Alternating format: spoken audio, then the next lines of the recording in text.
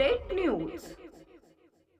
यवतमाळ जिल्हा काँग्रेसचे नवनिर्वाचित जिल्हाध्यक्ष सचिन भाऊ नाईक यांचे शहरात आगमन होताच कार्यकर्त्यांनी ढोल ताशांच्या गजरात जल्लोषात स्वागत केलं।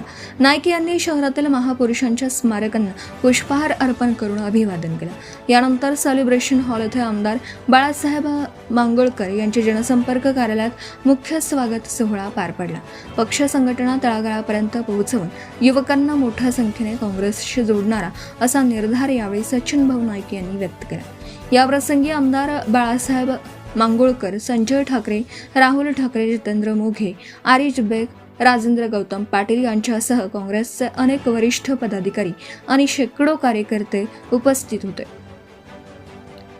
यवतमाळ जिल्हा काँग्रेसचे नवनिर्वाचित जिल्हाध्यक्ष सचिन भाऊ नाईक यांचं शहरात जल्लोषात स्वागत। आमदार बाळासाहेब मांगोळकर यांच्या कार्यालयात स्वागत सोहळा संपन्न।